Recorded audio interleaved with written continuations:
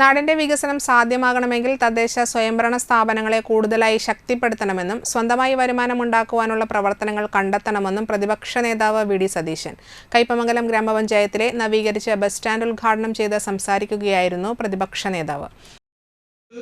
നമ്മുടെ ലോക്കൽ ബോഡികളെ ഇനിയും നമുക്ക് ഒരുപാട് ശക്തിപ്പെടുത്തിയാൽ ഒരുപാട് കാര്യങ്ങൾ നമ്മുടെ നാട്ടിൽ നമുക്ക് നടപ്പാക്കാൻ നമുക്ക് കഴിയും. വികസന പ്രവർത്തനം എന്ന് പറയുന്നത് എല്ലാ അർത്ഥത്തിലും നാടിന് മുഖച്ഛായമാക്കുന്ന ഒന്നാണ്. നാടിന്റെ സാമ്പത്തിക മാറ്റം എന്ന് പറയുന്നത് എല്ലാവരുടെയും ഒരു സ്വപ്നമാണ്.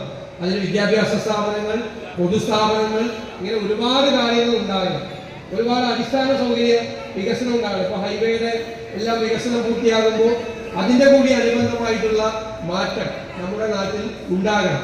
എല്ലാവരും മാറ്റം ആഗ്രഹിക്കുന്നവരാണ്. നമുക്കുണ്ടാകുന്ന വരുമാനവും നമ്മുടെ ജീവിത സാഹചര്യങ്ങളും അതിനേക്കാൾ നല്ലതായിരിക്കണം. വരാനിരിക്കുന്ന നമ്മുടെ തലമുറകൾക്ക് ഉണ്ടാകേണ്ടത് നമ്മളെക്കാൾ നന്നായി നമ്മുടെ അടുത്ത തലമുറ അല്ലെ കൂടുതൽ സൗകര്യത്തോടു കൂടിയും കൂടുതൽ സന്തോഷത്തോടു കൂടിയും ജീവിക്കണമെന്ന് നമ്മൾ ആഗ്രഹിക്കുകയാണ്.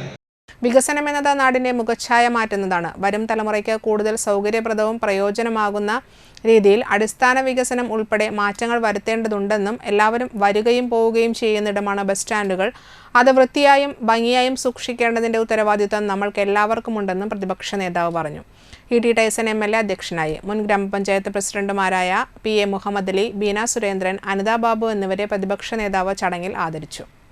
Kaipamangalam grama panchayat president Shobhana Ravi, vice president Mani Ullas, assistant engineer Arun Xavier, ക്ഷേമകാര്യ standing committee chairperson P.A. Shajahan, ആരോഗ്യ വിദ്യാഭ്യാസ standing committee chairperson Devika Dasan, വികസനകാര്യ standing committee chairperson P.A. Isahak, block മെമ്പർമാർ, വാർഡ് മെമ്പർമാർ, ഉദ്യോഗസ്ഥർ, നാട്ടുകാർ എന്നിവർ പങ്കെടുത്തു.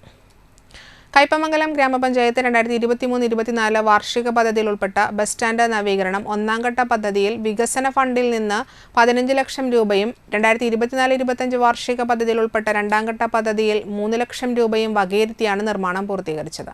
ബസ് ബേ, ട്രസ് റൂഫ് നിർമ്മാണം, യാത്രക്കാരുടെ സുരക്ഷയും സൗകര്യവും മുൻനിർത്തിയുള്ള അടിസ്ഥാന സൗകര്യങ്ങൾ മെച്ചപ്പെടുത്തൽ, വിശ്രമമുറി, കുടിവെള്ള വിതരണം സൗകര്യങ്ങൾ, ശുചിമുറി നവീകരണം, പെയിന്റിംഗ് തുടങ്ങിയ നവീകരണ പ്രവർത്തനങ്ങൾക്കൊപ്പം ബസ് സ്റ്റാൻഡിലെ മാലിന്യ നിർമ്മാർജ്ജനത്തിനായി ബിന്നുകളും ബോട്ടിൽ ബൂത്തും സ്ഥാപിച്ചിട്ടുണ്ട്.